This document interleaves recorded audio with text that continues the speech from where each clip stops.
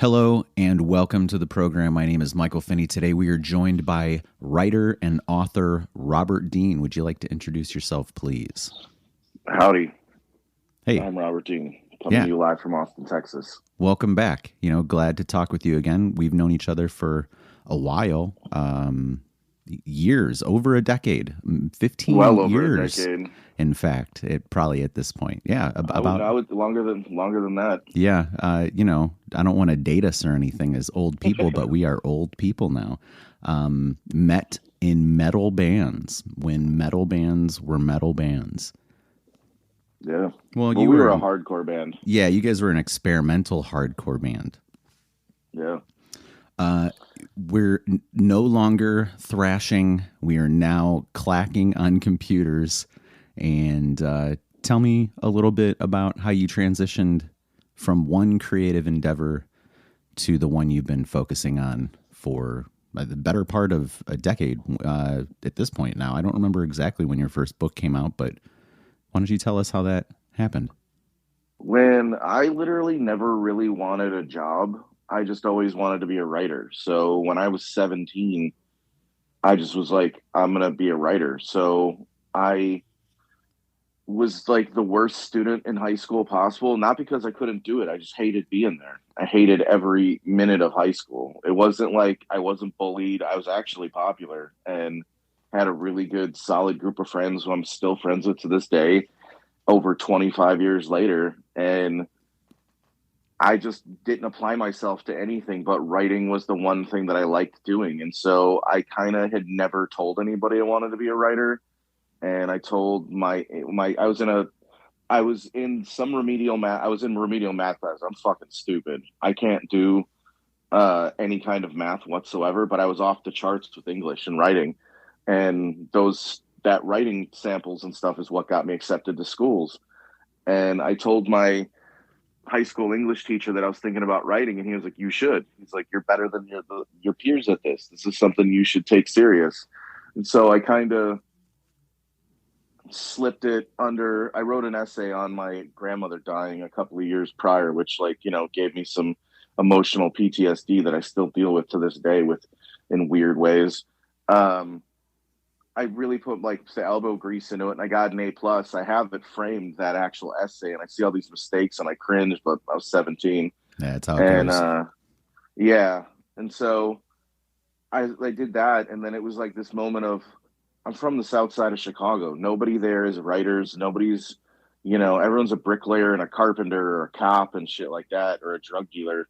And I still am the only person of my life in that world that it does what I do. And so we were playing in bands and stuff. And I was like, well, we can be in this band because we had a lot of really cool opportunities, and we took them up to the point until we broke up, or our first drummer quit. And then we kind of figured it out, but we were kind of really confused at who we were as a band.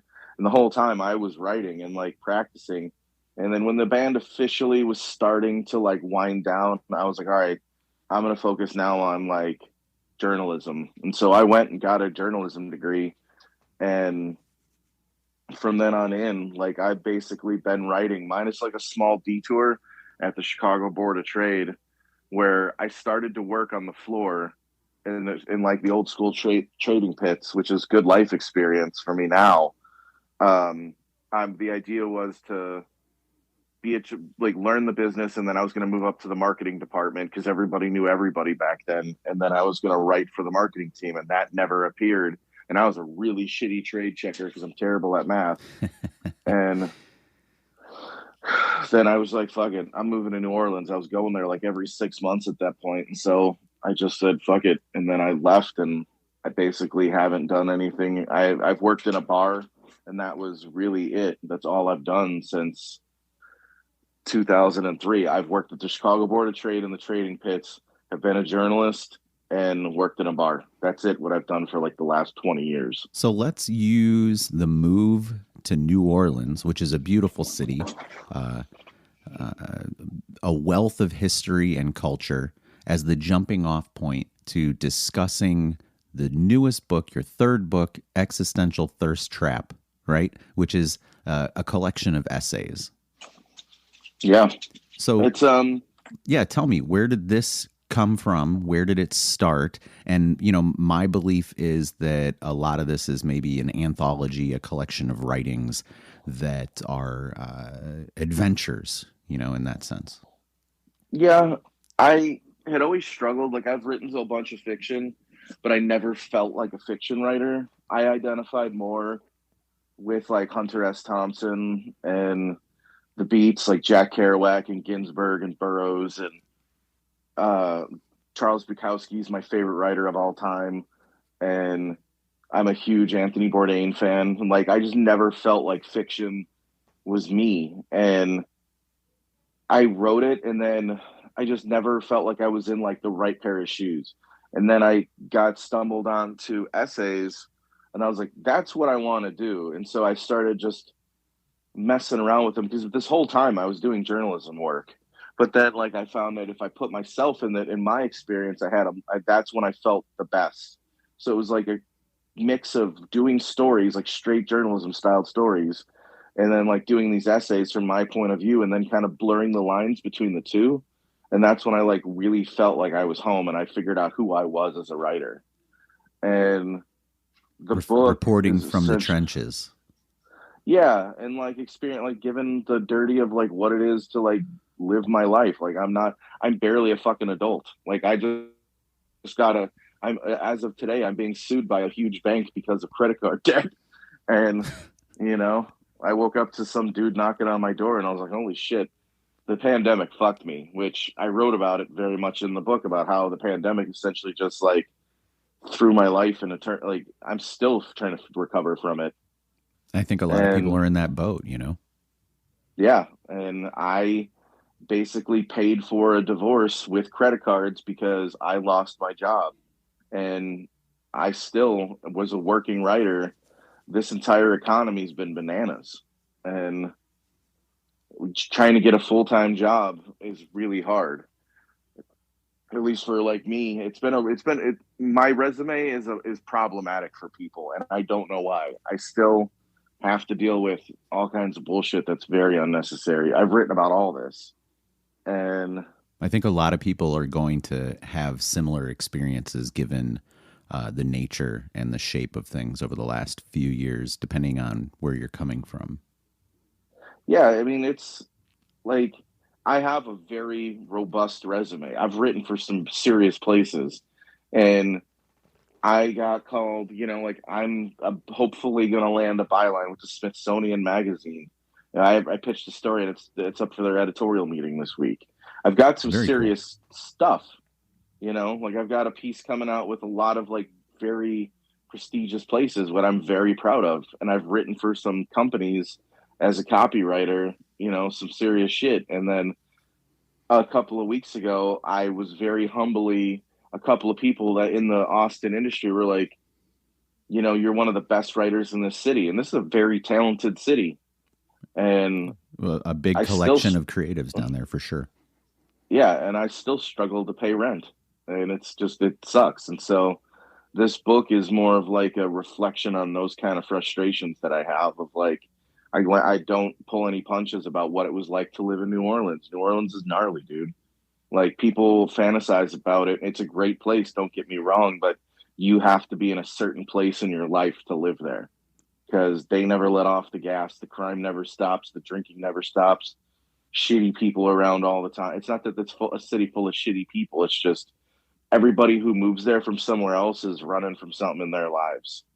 So It has a grittiness and requires a grittiness in New Orleans. yeah, I know a lot of people who like would tell me over the years, like, "Oh, I want to live in New Orleans." I'd straight up be like, "You wouldn't make it. You're gonna get Like, you're ground to just dust, not. bud. Yeah, you're just not tough enough to do that." And I've gotten people mad at me, and they're like, "Why would you say that? He's like a really like good dude." I was like, "I didn't say he was a bad dude. I just said to live in New Orleans requires a fortitude that he doesn't have." So let me ask you this. Do you want to discuss any of the hits out of Existential Thirst Trap? What are maybe some of the stories that jump out from there? There's a bunch of different stuff in there. I wrote an essay on what it was like to deal with my one of my best friend's suicide. and I wrote about us being kids on the South Side riding skateboards and building ramps out of nothing. And then, it touches on sometimes I go to Galveston, this tiny little beach town that's not cool in the south of Houston, and I go there just to get away and to like emotionally and mentally recharge because that there's a lot of that in there, and there's a lot of New Orleans in there. There's not really any Austin, some Chicago, but a lot of New Orleans in that book.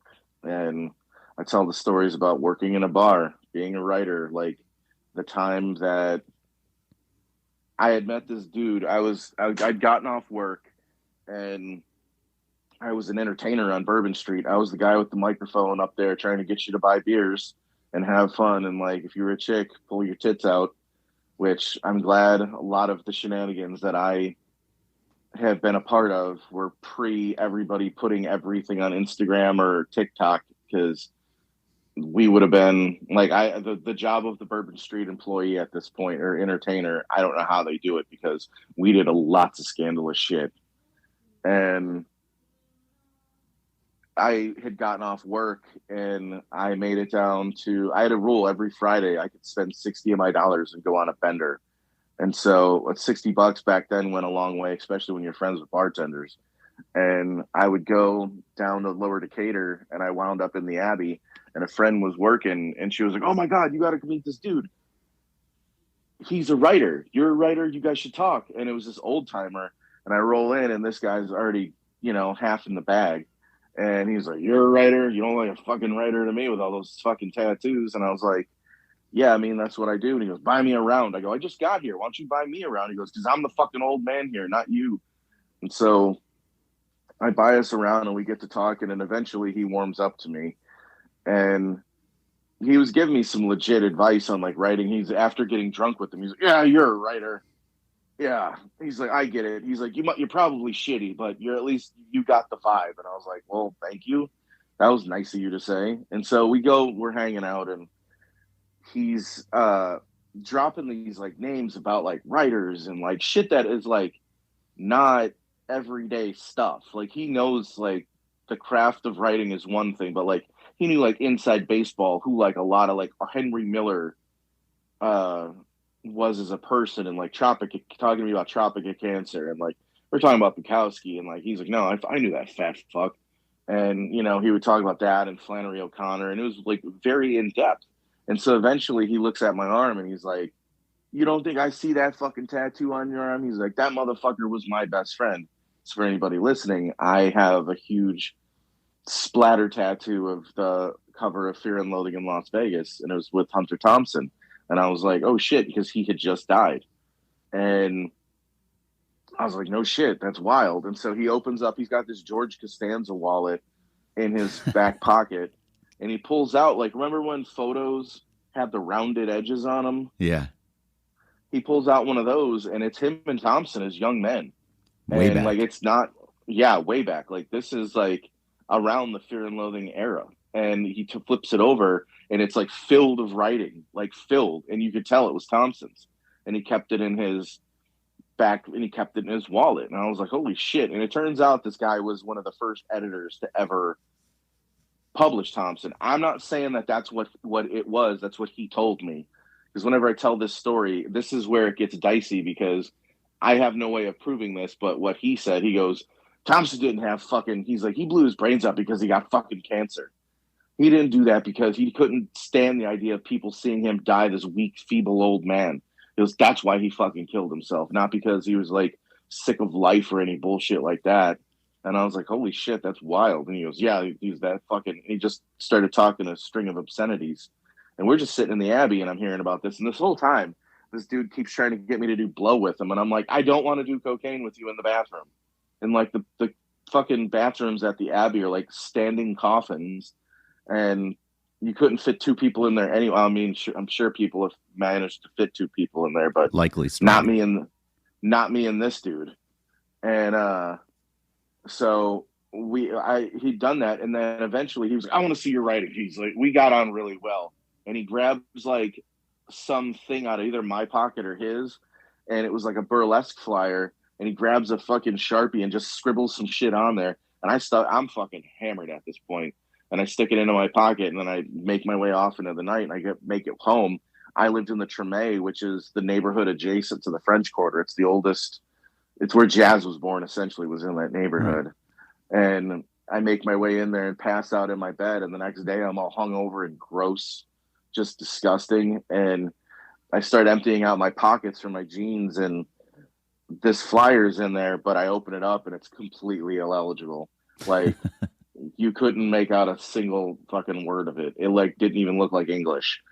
And could I have hunted him down? Could I have found the truth and all that? Yeah, I could have, but makes for a good story. If he was the editor, if he wasn't, I've heard that, he might have been the editor of Playboy. It could have been Rolling Stone. I'm not entirely sure, but to be honest, I don't really want to find out. Myth is sometimes more interesting than fact. And it sounds like perhaps you are exploring your own mythical catharsis in the new book. Yeah, I mean, I wanted it to be a collection that I've done some wild and rowdy shit, and I've always enjoyed the idea that I'm at least honest with myself because I have anxiety and depression. Being honest with yourself is important. It's huge. And I'm a very flawed person. Like, I'm like Jekyll and Hyde. When I'm sober, I'm a very thoughtful, well planned, not well planned, but like I understand consequences to actions to things. When I'm drunk, I just don't care. I'm like, yeah, let's light this dog on fire. It's just Let's not light the logic dog goes on out. fire, though. Well, just let's blow fireballs out in the middle of the street or things like that. And I'm guilty of that, but I reflect upon all that. And I like wanted it to feel for people reading it. Yeah, there's some wild stuff that they're like, holy shit, that's an adventure. But I wanted them to feel. I wrote the book for people that don't read books. I wanted anybody to pick it up to go, I can relate to this, but I also don't feel like this is a book. This is just a conversation with somebody that I can hang out at the bar with. Like, that was what I always wanted that to feel like. That when I talk about like my own misgivings about death and things like that, I just vocalized it for somebody else to ruminate on it. And, with my things with Buddhism and all these other self practices, I wanted somebody to look at it and go, I feel that way too. I have these different kind of feelings about like food and why it's important, or why traveling and seeing things are important. And I really tried to run central themes of like, while I'm giving you these big ideas, let me explain to you that like this is all very much rooted in my mistakes and my humanity at the same time, even if I am making you laugh. It is your intimate and personal portrait, Yeah. in a way. And I try to do that with all my work. I wrote a piece for Mike about a year ago where I was just so burned out on life that I got into birding. Like, I can sit there for hours just doing nothing, just listening and watching birds. Nothing wrong with birds. We do like them. Yeah, I mean, dude, sitting out in like a marshland and just letting nature overtake you, it recharges some kind of battery in us that we intrinsically need as people. Absolutely. I, love to go out into nature. Big fan of national parks. Have utilized those resources to do the same. Let's go back in time and talk about some of your earlier books, right? So this is the third book. You've got two previous ones. Before we started recording, you kind of went into some of the background information about their availability and the publishers. And I think that that's an interesting developmental story in regards to establishing yourself as an author and as a published entity in the world that is not necessarily always as perfect and linear as we might hope. Yeah, my first book got published, I think, 2011 or 12. I think it was when it was published. It was In the Arms of Nightmares. May December publications put it out, and I was never happy with the cover that they put on it. And so I kind of just let it go. And then later I got them to do a new cover, which I liked the second cover. I didn't love it, but it was better. I could live with it. And then that printing imprint folded, and I was remitted the rights back to it. And then looking back on it as a much more experienced writer, I just kind of don't love the way that it's laid out and would rather it just fade off into the sunset and just not be out. There's nothing in there that's like wildly problematic in there. Maybe there might be. There's a lot of killings. There's a lot of killings of all kinds of people in there. But I am not a horror author. It was just an idea I had in my head at the time. And I'm not like in love with scary movies. Like I don't give a shit about 90% of scary movies, but I just had that story and I was going through a transitional phase. And so it just all worked at that one moment. So I have the rights to it. I'd rather it just whatever copies exist, they exist. That's it. And then the second book was The Red Seven, which Necro Publications put out, which sold pretty good considering that when we released that book, I had like zero connections. Like I did like 3 or 4 podcasts and it was cool. And then it sold pretty well considering like it had zero juice behind it. Like it was just this funky Western about a guy who wants revenge for his family dying. And in that market, it sold pretty well. And I think it still could sell well. Problem is Dave from Necro Books was killed in a car crash during COVID. The guy beat all these health problems and lo and behold, some bitch in the rain fucking kills him. So it's one of those grand ironies. And so he's gone now. So I have to find somebody to like put it out and deal with like all the stuff. And in between those 2 books and in between now and then I've written a bunch. I wrote a bunch of short stories at one point. I think between like 2016, 2017, I'd sold like 25 short stories. And through that process, I fell out of love with fiction because I never felt like it was me. I just always felt like I was standing in someone else's shoes. And then I kind of adopted back with my, like, I focused on journalism, but also essays and taking what I experience and mixing them into the work. And so this experiential amalgamation of some essays, some straight journalism, how I see the world felt like myself for the first time. So I just kind of stuck with that. In that time, I did write a crime novel. I just couldn't get it right. I kept trying and trying and trying and trying, and I just couldn't get it right. And I eventually, after so many drafts, I just shelved it and didn't look back at it. And in that time is when I started writing Existential Thirst Trap, which some of the essays in this have appeared in different publications. It's like 60-40 new, but there are some old ones in there. Oh, you know what? Now that you mention it, I remember reading some of the early drafts of the crime novel and liking it. Yeah, it's not a bad book. It needed some work. So now that Thirst Trap is out, and I've got a poetry book coming out next year called Snakes in the Garden through Madness Heart Press. I signed that contract like 2 years ago, but the agreement was always after the essay book comes out, we'll release this one. But the crime novel is I'm rewriting it right now. My girlfriend has a degree in fiction, and she's very, very, very smart with fiction.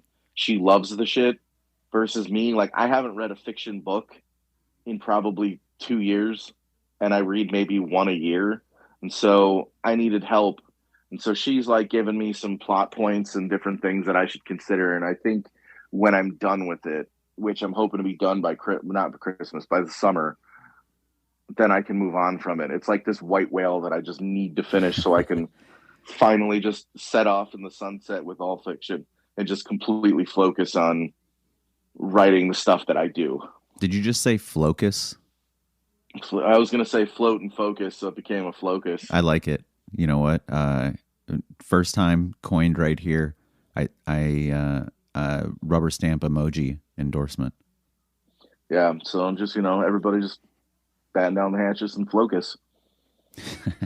And really that is writing, you just have to keep jamming on the keys or writing your notes and then start collecting things together and editing as you go, or maybe trying to discover themes that you can explore? And sometimes, you know what, themes emerge as you're doing that editing that you might not have realized at the beginning.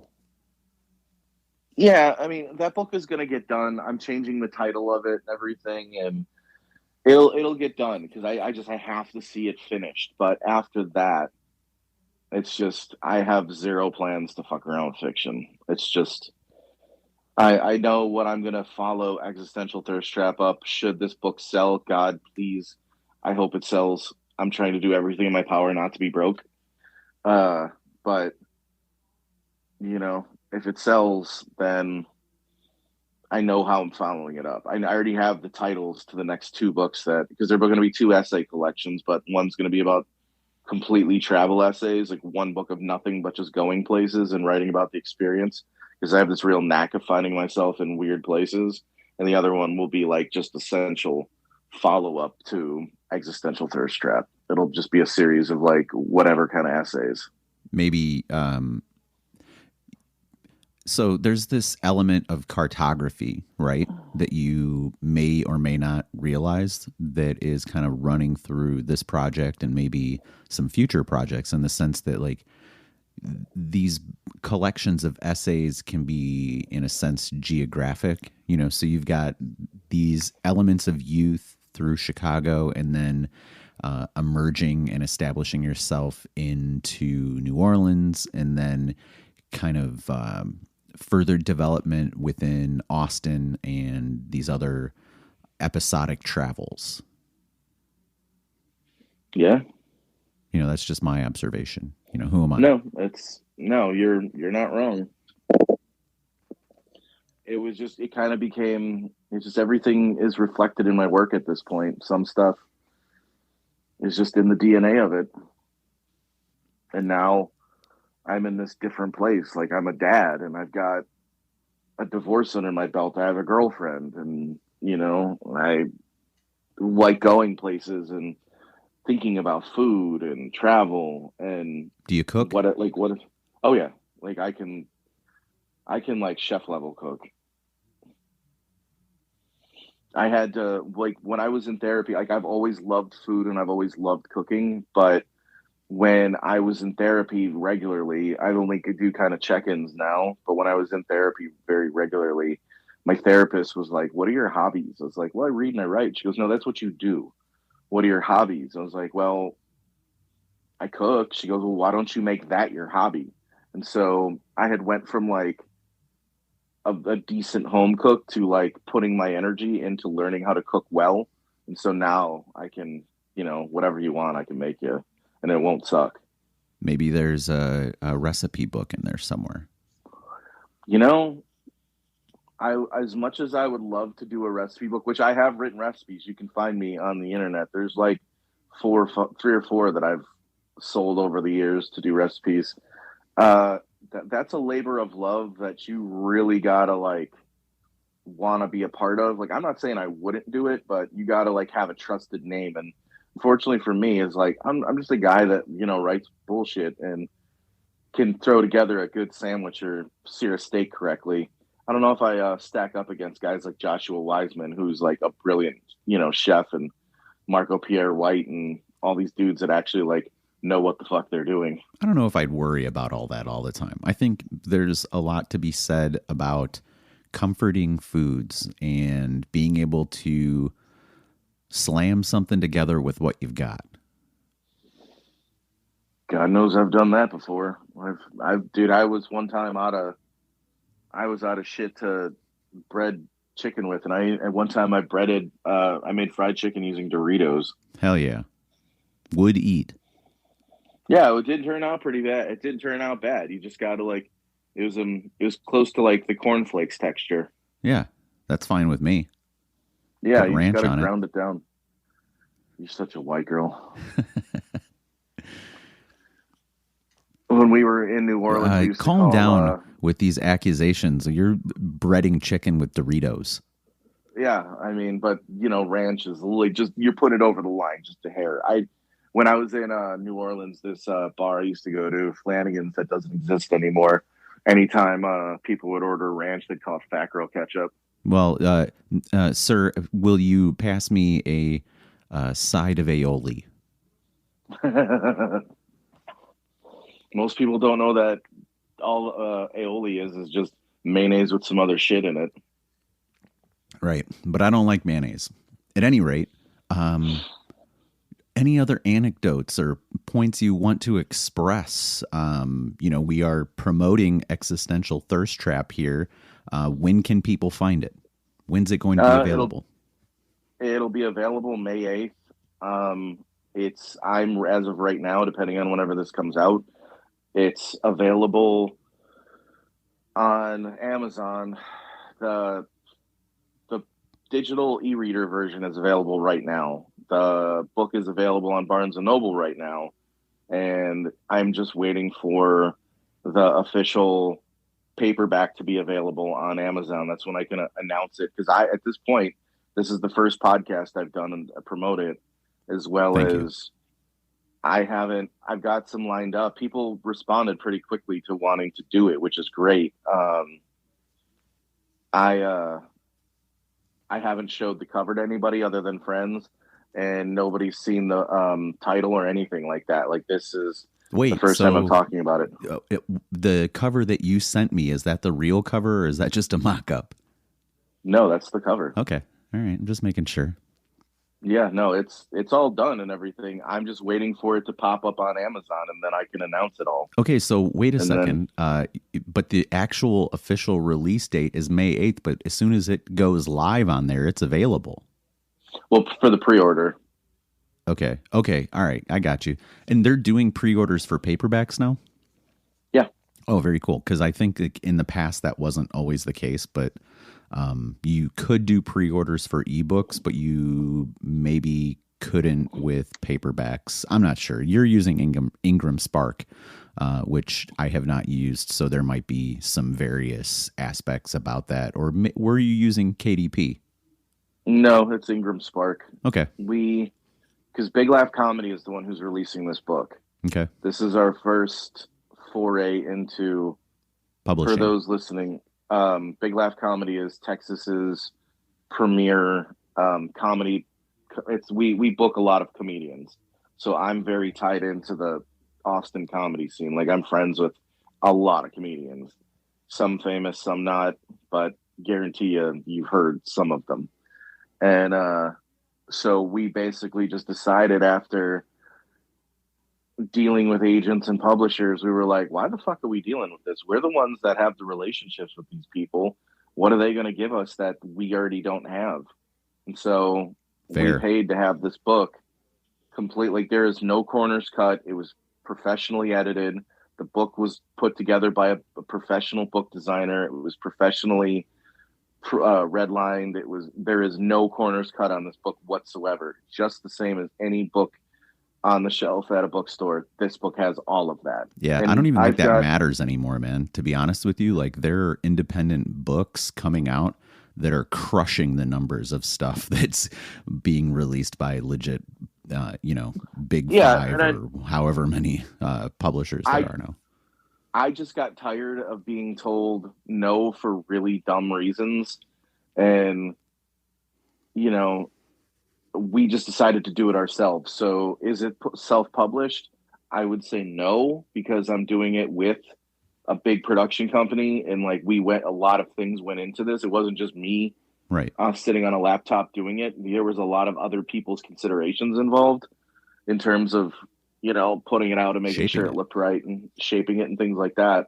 Ultimately, it came down to me. It's my book, but this isn't some vanity project, but like, we are the ones doing it. So everything, we're just kind of learning. Like, I didn't know anything about releasing a book. And so I had to lean on a lot of people with experience. And so we're putting it out, and this is that lead up time, 4 months in advance, for doing as much press and trying to get blurbs and all that stuff. That's where I'm at with it now.